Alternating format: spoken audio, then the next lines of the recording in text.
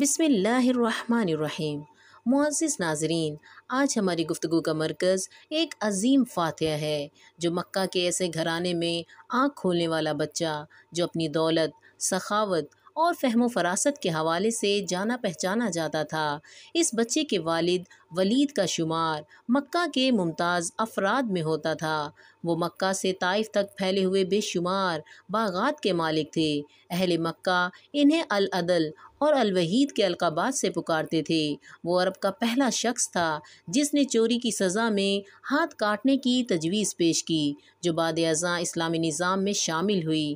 فوجی مہارت میں بھی ولید کا جواب نہ تھا۔ یوں اس بچے کو دولت اور مذکورہ خوبیوں کا سرمایہ ورثے میں ملا۔ بچے نے بڑے شاہانہ انداز میں پرورش پائی۔ اس کے باوجود اسے مردانہ کھیلوں اور فنون حرب و ضرب سیکھنے کا جنون تھا۔ اس نے گھڑ سواری، شمشیر زنی اور تیر اندازی بچپن ہی میں سیکھ لی تھی۔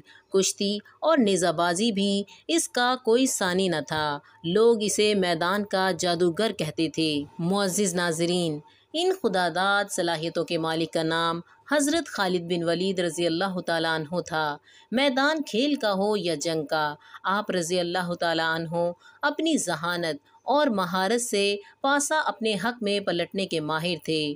حضرت خالد رضی اللہ تعالیٰ عنہ نے کشتی میں مکہ کے بڑے نامور پہلوانوں کو پچھاڑا۔ ایک بار مکہ میں کشتی کے مقابلے ہو رہے تھے۔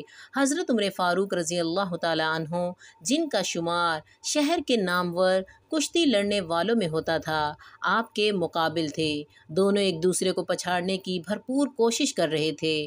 مقابلہ کافی دیر تک جاری رہا اور فیصلہ نہیں ہو رہا تھا۔ اچانک حضرت خالد بن ولید رضی اللہ تعالیٰ عنہ کا داؤ چل گیا۔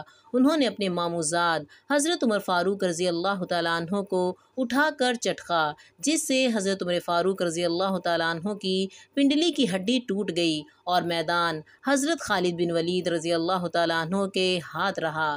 معزز ناظرین، قبول اسلام سے پہلے حضرت خالد بن ولید رضی اللہ تعالیٰ عنہ اسلام کے سخت مخالف تھے۔ آپ رضی اللہ تعالیٰ عنہ اسلام اور مسلمانوں کو نقصان پہنچانے کی ہر ممکن کوشش کرتے اور میدان جنگ میں مسلمانوں کے خلاف پیش رہتے تھے۔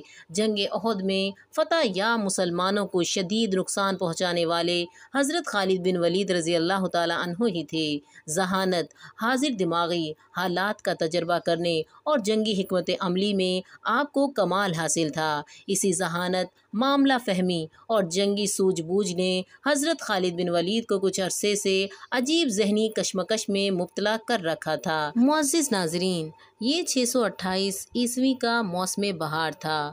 پودوں پر کلیاں پھول بن کر کھل رہی تھیں، بازاروں میں رونق بڑھ رہی تھی۔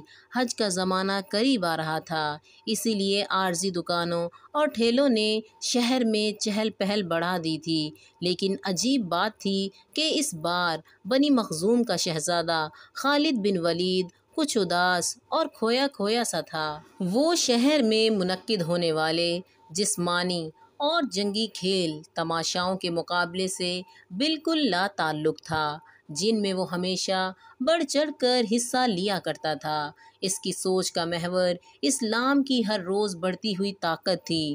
حضرت خالد بن ولید سوچ رہے تھے کہ اب تک اسلام کے مخالفین نے مسلمانوں کو میدان جنگ میں 28 بار للکارا ہے، لیکن اپنی تمام تر عددی برتری اور بہتر جنگی ساز و سامان کے باوجود ذلت اٹھائی۔ کبھی آپ کے ذہن میں جنگ بدر کا نقشہ ابھرنے لگتا، جب معمولی ہتھیاروں سے لیس 313 مسلمانوں نے ابو جہل کے لشکر کو شکست فاش سے ہمکنار کیا۔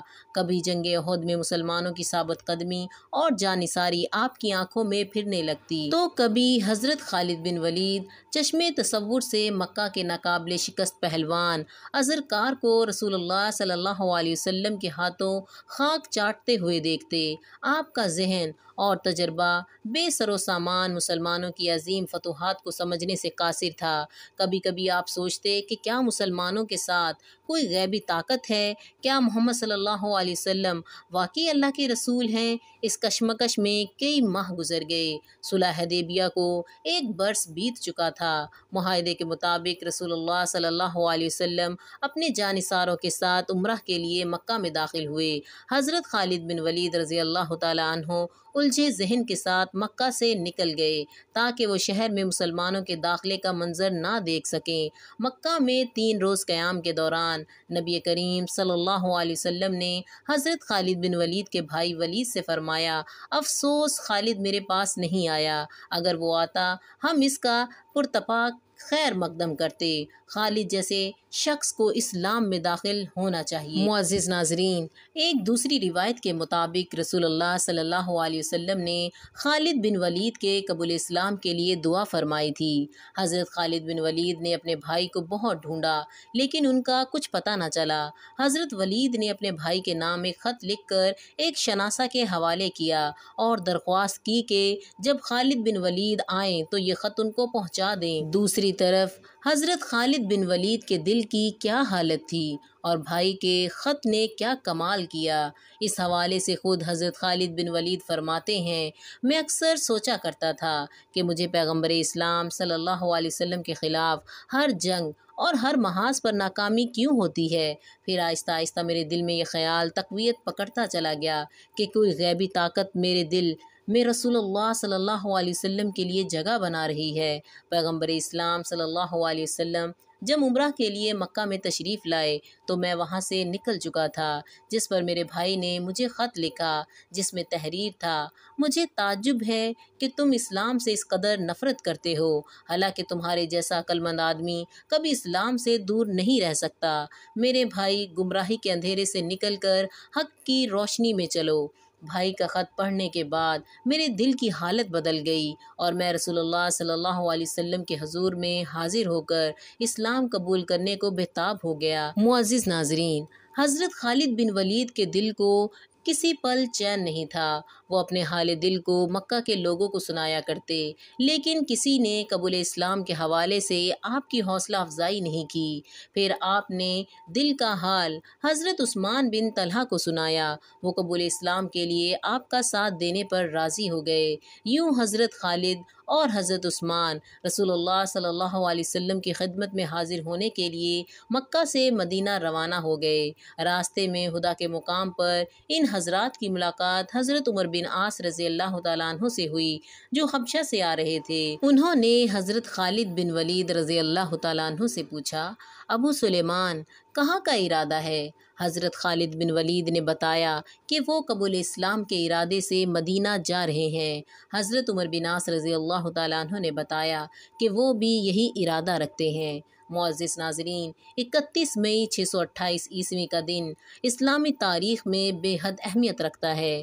اس دن اسلام کے 2 عظیم جرنیل حضرت خالد بن ولید رضی اللہ تعالیٰ عنہ اور حضرت عمر بن عاص رضی اللہ تعالیٰ عنہ عثمان بن طلحہ کے ساتھ مدینہ منورہ میں داخل ہوئے۔ سب سے آگے حضرت خالد بن ولید، ان کے پیچھے حضرت عمر بن عاص اور ان کے بعد عثمان بن طلحہ تھے۔ رسول اللہ صلی اللہ علیہ وسلم نے انہیں دور سے آتے ہوئے دیکھا تو تبسم فرمایا اور اس وقت تک مسکراتے رہے جب تک یہ تینوں حضرات آپ صلی اللہ علیہ وسلم کے پاس نہ پہنچ گئے۔ انہوں نے آ کر خدمت اقدس میں سلام عرض کیا اور کلمہ پڑھ کر مسلمان ہو گئے۔ معزز ناظرین، یہ تھی ہماری آج کی ایک گفتگو۔ امید کرتی ہوں کہ آپ کو میری یہ ویڈیو پسند آئی ہوگی اور اسے صدقہ جاریہ سمجھتے ہوئے لائک کریں، کمنٹس کریں، شیئر کریں۔